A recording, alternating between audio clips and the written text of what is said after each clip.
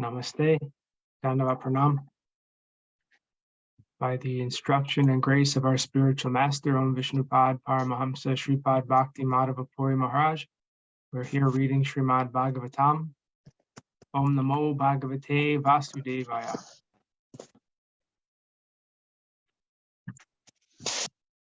Canto 2, The Cosmic Manifestation, Chapter 10, Text 8.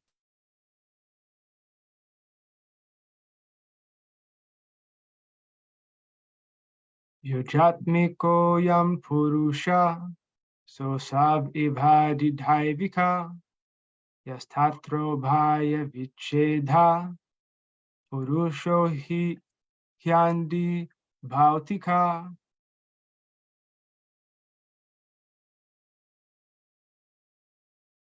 The individual person possessing different instruments of senses is called the Adhyatmic person, and the individual controlling deity of the senses is called the Adhidhaivik. The embodiment seen on the eyeballs is called the Adhibhautic person.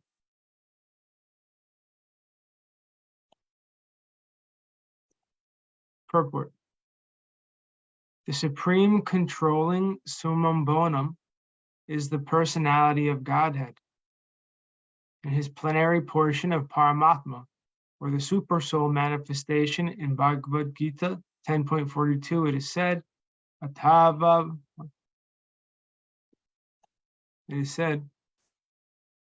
bahuna aitena kim gyatena tavarjuna ishtabhyaham idam krichnam ekam sena stito jagat.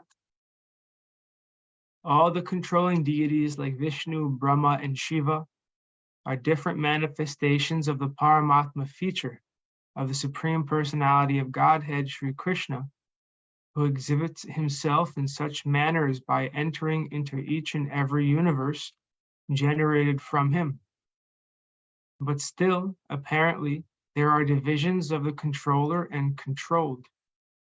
For example, in the food controlling department, the controller of the food is a person made of the same ingredients as the person who is controlled. Similarly, each and every individual in the material world is controlled by the higher demigods. For example, we have our senses, but the senses are controlled by superior controlling deities. We cannot see without light, and the supreme controller of light is the sun. The sun god is in the sun planet, and we, the individual human beings, or any other being on this earth, are all controlled by the sun god as far as our eyes are concerned. Similarly, all the senses we have are controlled by the superior demigods, who are also as much living entities as we are. But one is empowered while the other is controlled. The controlled living entity is called the Adhyatmic person, and the controller is called the Adhidhaivik person. All these positions in the material world are due to different fruitive activities. Any individual living being can become the sun god or even Brahma or any other god in the upper planetary system by a higher grade of pious work. And similarly, one becomes controlled by the higher demigods by lower grades of fruitive activities. So every individual living entity is subject to the supreme control of Paramatma, who puts everyone in different positions of the controller and the controlled. That which distinguishes the controller and controlled, i.e. the material body, is called the Adhibhautic Purusha. The body is sometimes called Purusha, as confirmed in the Vedas in the following hymn. Savesha Purusha Nanarash Rasamaya. This body is called the Anarasa embodiment. This body depends on food. The living entity, which is the embodiment, does not eat anything. However, because the owner is spirit in essence, the material body requires replacement of matter for the wearing and tearing of the mechanical body. Therefore, the distinction between the individual living entity and the controlling planetary deities is in the Anarasamaya body. The sun may have a gigantic body and the man may have a smaller body, but all these visible bodies are made of matter. Nonetheless, the sun god and the individual person, who are related as a controller and controlled, are the same spiritual parts and parcels of the Supreme Being. And it is the Supreme Being who places different parts and parcels in different positions. And thus, the conclusion is that the Supreme Person is the shelter of all. Text 9. Ekam ekatarha bhave yada nopala bhamahe Tritayam tatra yo veda sa atmasvasraya. All three of the above mentioned stages of different living entities are interdependent. In the absence of one, another is not understood. But the Supreme Being, who sees every one of them as the shelter of the shelter, is independent of all, and therefore he is the supreme shelter. Purport. There are innumerable living entities, one dependent on the other, in the relationship of the controlled and the controller. But without the medium of perception, no one can know or understand who is the controlled and who is the controller. For example, the sun controls the power of our vision. We can see the sun because the sun has its body, and the sunlight is useful only because we have eyes. Without our having eyes, the sunlight is useless.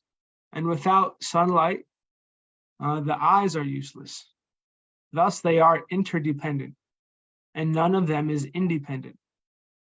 Therefore, the natural question arises concerning who made them interdependent. The one who has made such a relationship of interdependence must be ultimately completely independent. As stated in the beginning of Srimad Bhagavatam, the ultimate source of all interdependent objectives is the complete independent subject. This ultimate source of all interdependence is the supreme truth, or Paramatma, the Supersoul, who is not dependent on anything else. He is the Svashraya. He is only dependent on his self. And thus he is the supreme shelter of everything.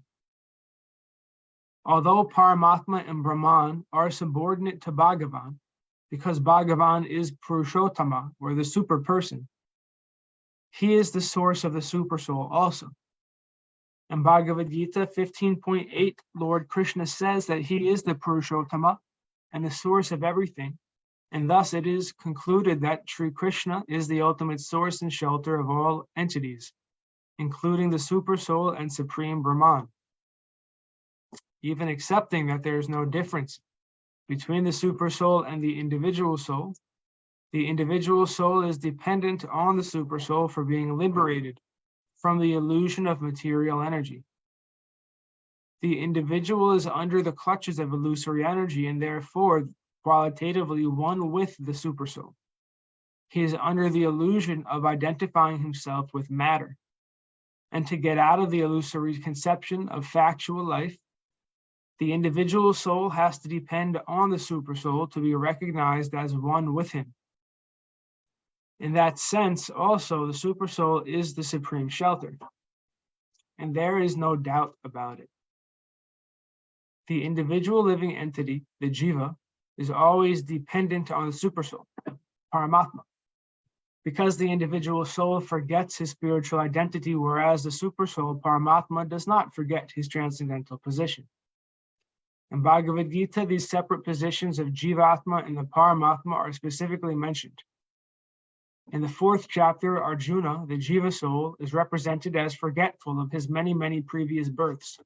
But the Lord, the Super Soul, is not forgetful. The Lord even remembers when he taught Bhagavad Gita to the sun god some billions of years before. The Lord can remember such millions and billions of years as stated in Bhagavad Gita 7.26 as follows.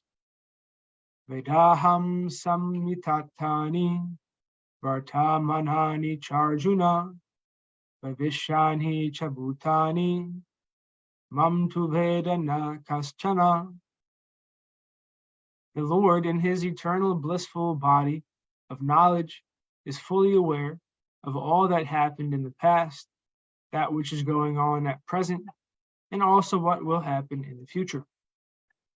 But in spite of his being the shelter of both Paramatma and Brahman, persons with poor fund of knowledge are unable to understand him as he is. The propaganda of the identity of cosmic consciousness with the consciousness of the individual living entity is completely misleading, because even such a person or individual as Arjuna could not remember his past deeds, although he is always with the Lord, and what can be a tiny ordinary man falsely claiming to be one with the cosmic consciousness? How about his past, present, and future?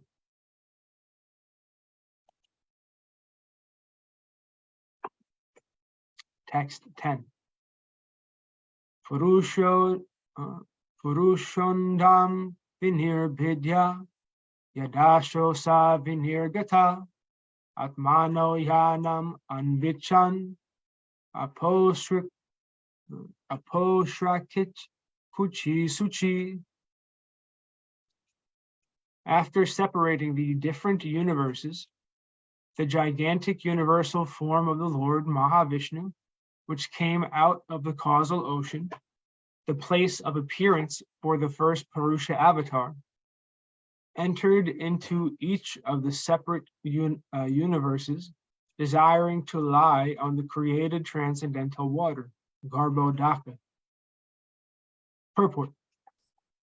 After analysis of the living entities and the Supreme Lord, Paramatma, the independent source of all living beings, Srila Shukadeva Goswami is now presenting the prime necessity for devotional service to the Lord, which is the only occupational business of all living entities.